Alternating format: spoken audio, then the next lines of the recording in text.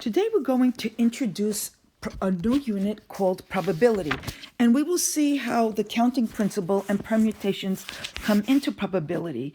But before we begin, we should just mention that mathematicians first studied probability by looking at situations involving gains. Today, probability is used in many fields. In medicine, it helps us to determine the chances of catching an infection or of controlling an epidemic, and the likelihood that a drug will be effective in curing a disease. In industry, probability tells us how long a manufactured product should last. Probability is a branch of mathematics in which the chance of an event happening is assigned a numerical value that predicts how likely that event will occur. So, let's take a look at a simple probability problem, which I'm sure all of you are familiar with. When we toss a fair coin, the possible outcomes we could get is a head or a tail. So what is the probability that the coin will land on heads, and what's the probability that the coin will land on tails? Well, we say that the probability of landing on heads is 1 out of 2 chances. And in mathematics, we write P of H equals a half. So this is not a multiplication symbol. This means that the probability of getting heads is a half. In the same way, the probability of the coin landing on tails is also a half, and we write P of T equals a half. So this is the notation that we use in mathematics for probability. But if I had each person in the class take a coin and toss the coin 100 times and record how many times they get heads and how many times they get tails, well, all they have to do is record the number of tails. Then we could take all of those outcomes and add them up and see what the probability of tossing a fair coin would be in the class. So if each person tosses the coin 100 times and there are 20 students in the class, then we would have 2,000 results on how many times we have heads, and we could record that as a probability that we found in the class. This is called empirical probability. So there are 2 kinds of probabilities: empirical probability and theoretical probability. Let's look at the next slide and see an example of empirical probability. So if we're given data of an experiment and we're asked to find the probability of a certain occurrence, in this particular experiment, the probability of heads would be 80 out of 164, and the probability of tails would be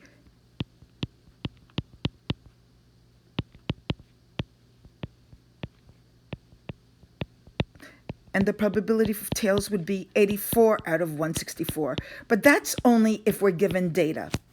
Now let's talk about theoretical probability. An empirical approach to probability is necessary whenever we deal with biased objects. However, common sense tells us that there is a simple way to define the probability of an event when we deal with fair, unbiased objects. For example, let's say we are playing a game in which each player must roll a 6-sided die. So let's say we toss a die.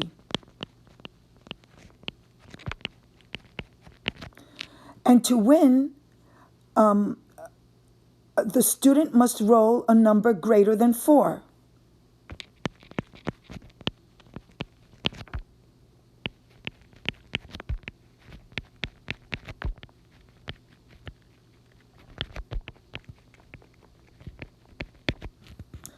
So what is the probability that this student will win? Well, let's see.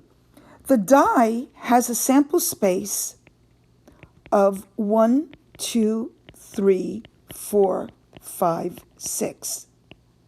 So there's 6 possible outcomes, and they're all equally likely. They're not biased.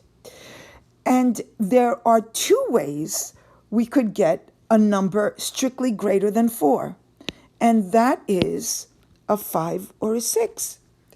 So we say that the probability of winning would be 2, because there are 2 possible ways of getting 2 possible outcomes we're interested in, the 5 or the 6, over 6, which are 6 possible outcomes.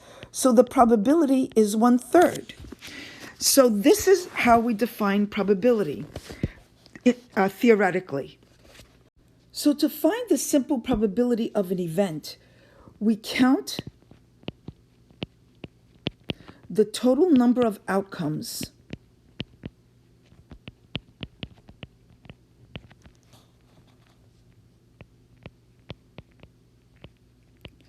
in the sample space.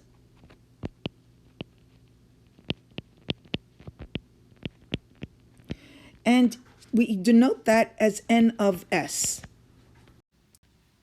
The second step is to record or count all the possible outcomes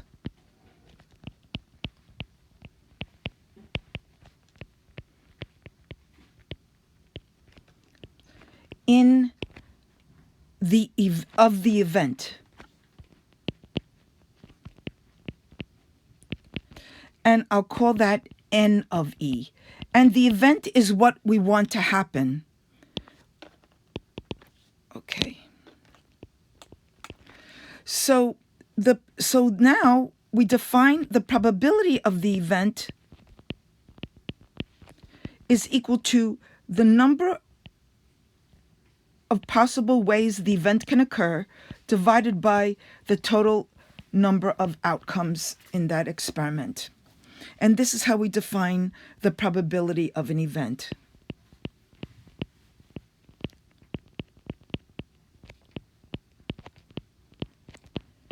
And again, event is what we want to happen. All right. Now, before we go on, we have to discuss a few things. First of all, the probability of an impossible event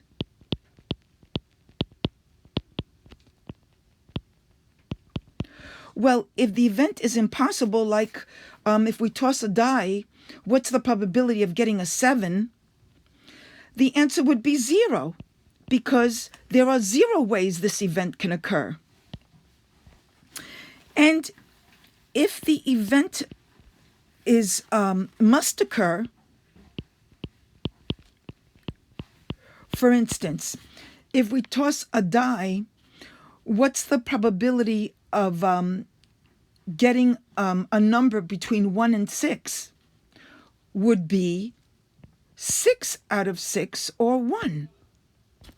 So the probability of an event is less than or equal to 1, but more than or equal to 0. So note that the probability of an event is always a fraction.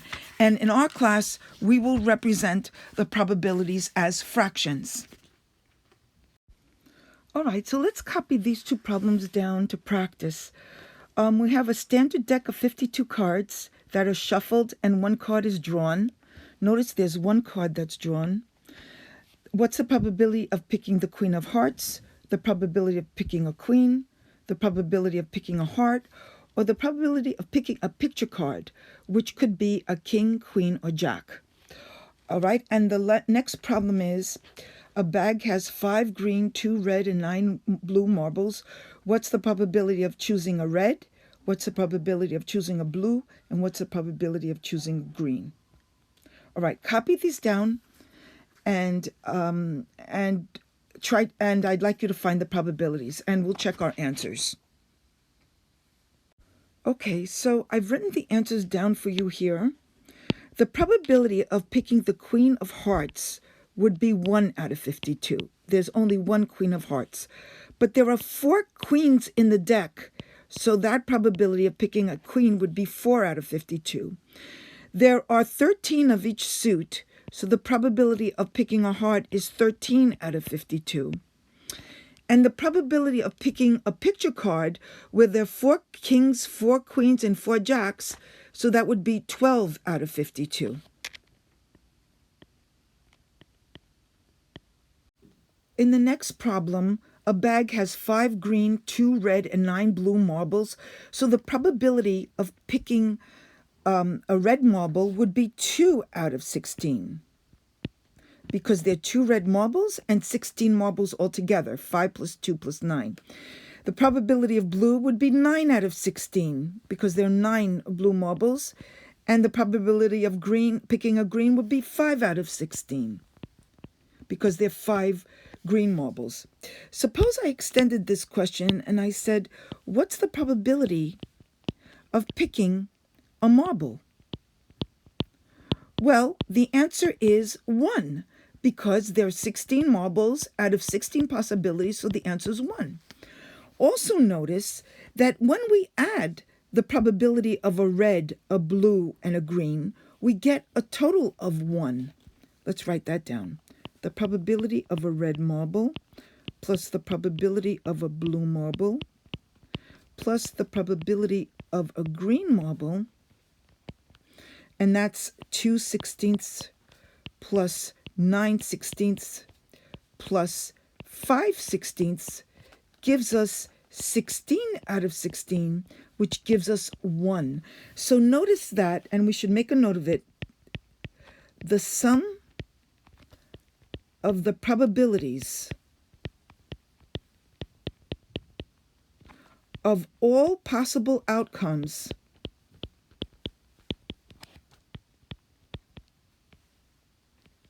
in an experiment is 1.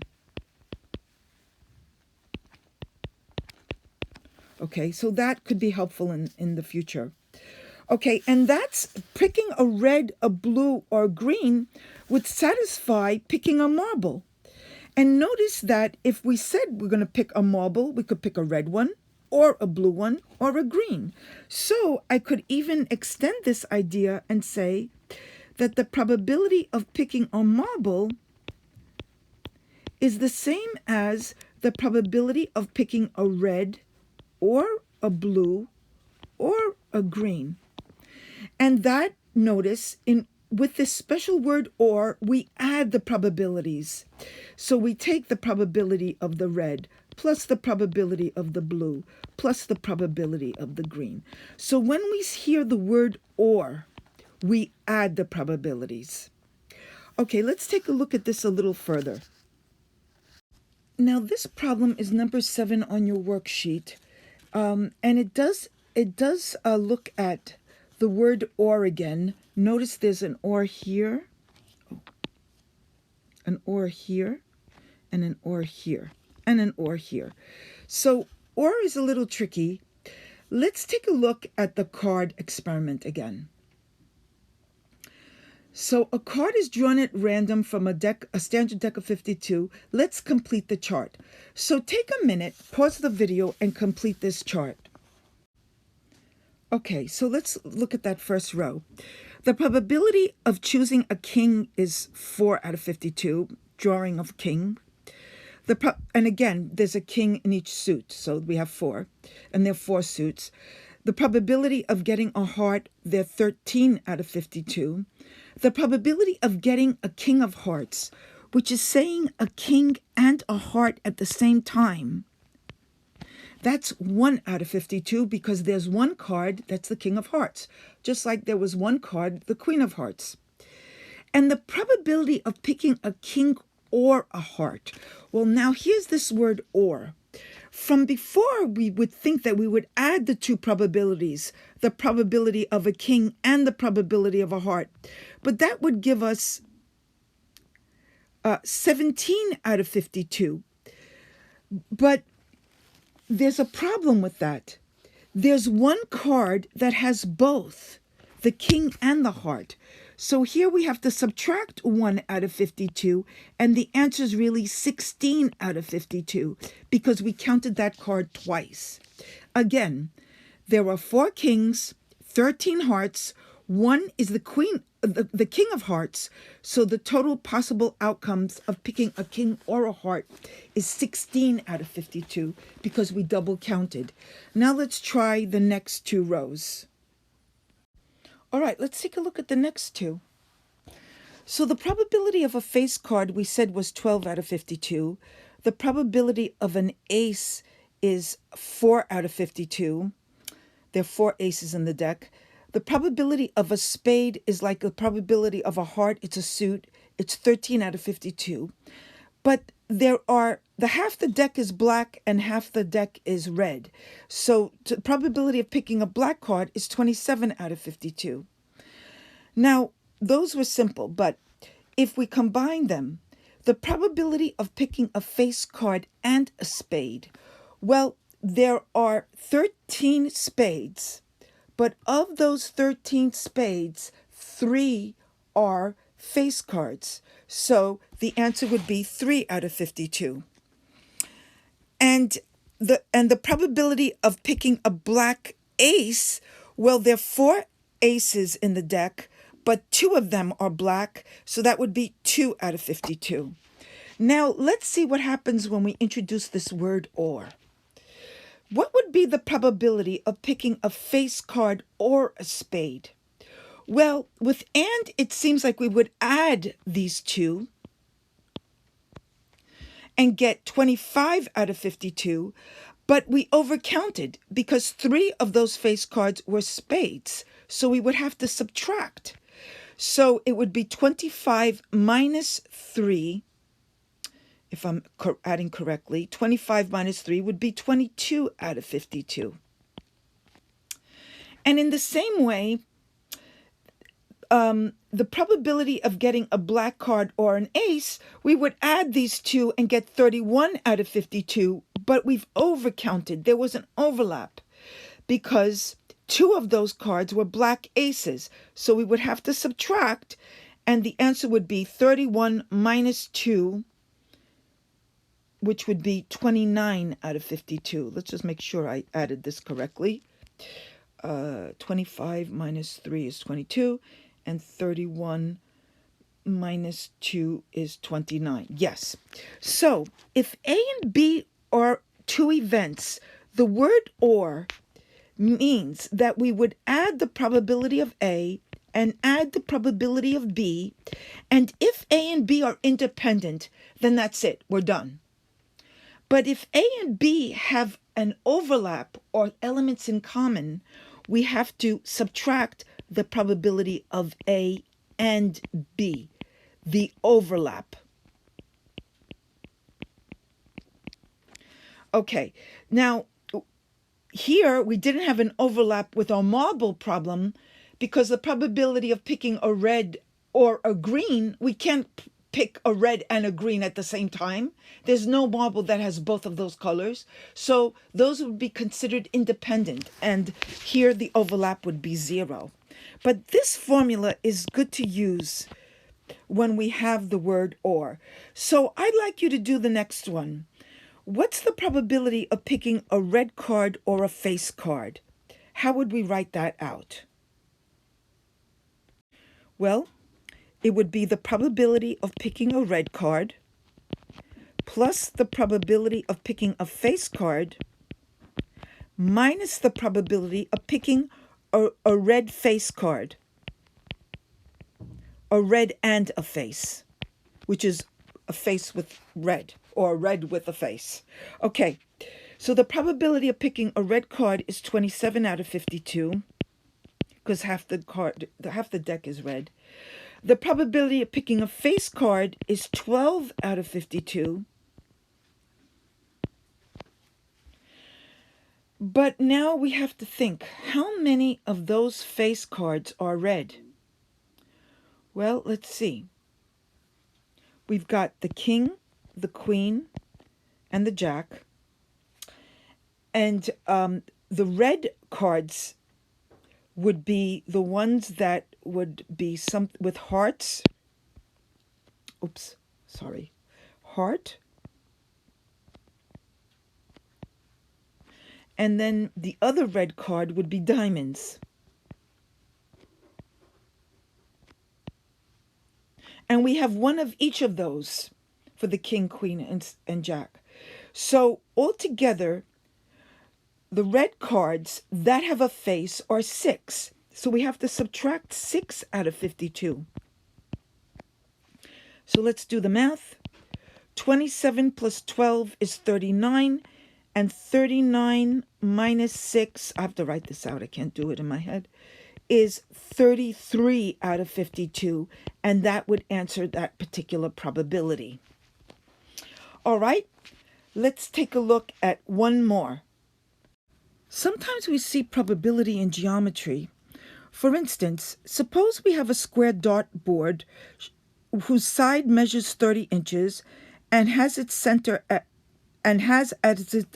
its center another square which measures 10 inches by 10 inches. If the darts directed at the board are equally likely to land anywhere on the board, what is the probability that the dart does not land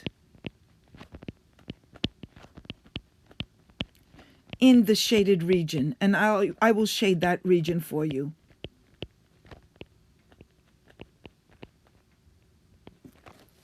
Okay, and the shaded region is this.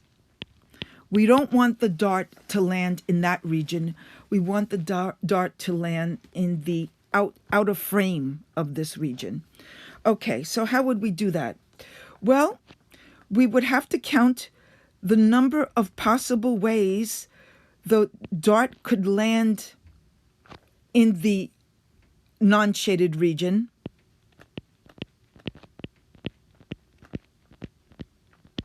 Divided by the number of ways the dart could land on the board.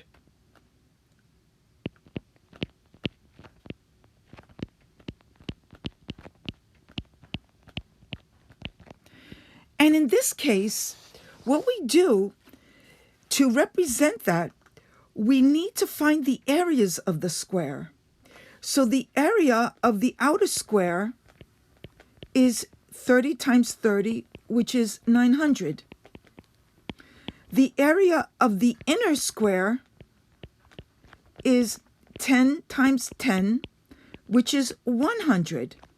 So if we don't want the dart to land in the shaded region, which is the inner square, then the area that it's covering is 800.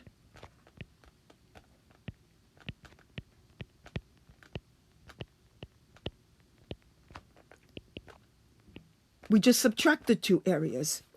So the number of ways we could land in the non-shaded region, what better way to represent that but by its area? So we write 800 divided by, now we have to divide by the area of the entire region. Well, that's just 900. And that could be simplified to 8/9. This is called geometric probability.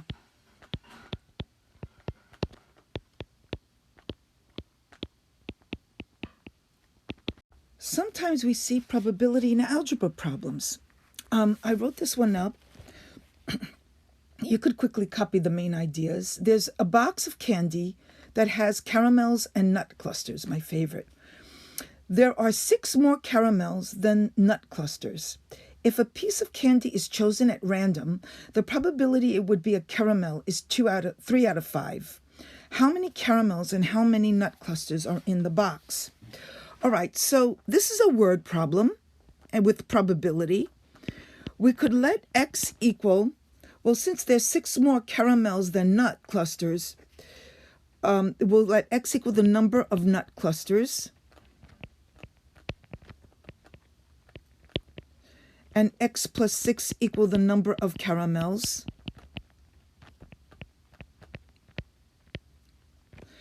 And because the probability of picking a caramel is 3/5, well, we have to use the 3/5 in our equation.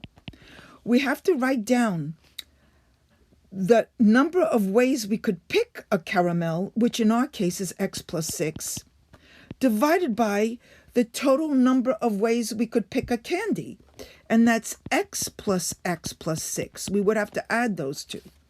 So when we solve, we get x plus 6 over 2x plus 6 equals 3/5. We could cross multiply here because we have a proportion. And we simply solve. Let's see if it works out. So we get 5x plus 30 equals 6x plus 18. If we subtract 5x, we get an x here. If we subtract 18, we get a 12 there. So it looks like that we have 12 nut clusters and 18 caramels. So that part checks. And is the probability of picking a caramel still 3/5? Well, let's see. The probability of picking a caramel, well, there are 18 caramels, and altogether we have 30 candies. And yes, that does simplify to 3/5 if we divide the numerator and denominator by 6. So here's a probability problem with algebra. Okay, so let's take a look at this last problem to summarize. A telephone dial has 10 digits, and the digits are, and I put them down here, 0, 1, 2,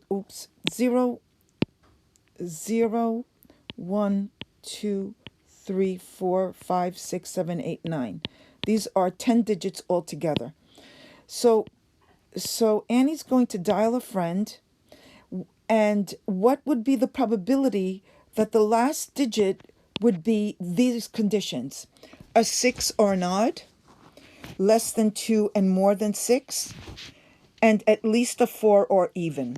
So try this problem and we'll come together at the end. For the first one, because we have this or, we have to see what the probability of picking a 6 is, plus the probability of picking an odd number. And there is no overlap with a 6 and an odd because 6 is even. So the odd numbers are 1, 3, 5, 7, and 9. And there are a total of 5 of them. 1, 2, 3, 4, 5. So the probability of picking an odd is 5/10. The probability of picking the 6 digit is 1/10. So the answer to that probability is 6/10. In the next one, we have to look at these probabilities separately and see if there's an overlap, because now we have the word and. So the probability of picking a digit less than 2, we have 0 or 1. And then we have the probability of picking a number more than 6, so that's 7, 8, and 9. But we don't have an overlap with the 2. So the probability for this to happen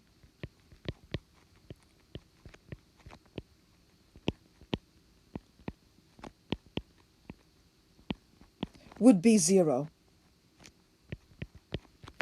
because there aren't any overlapping events. Okay, now let's try the last one.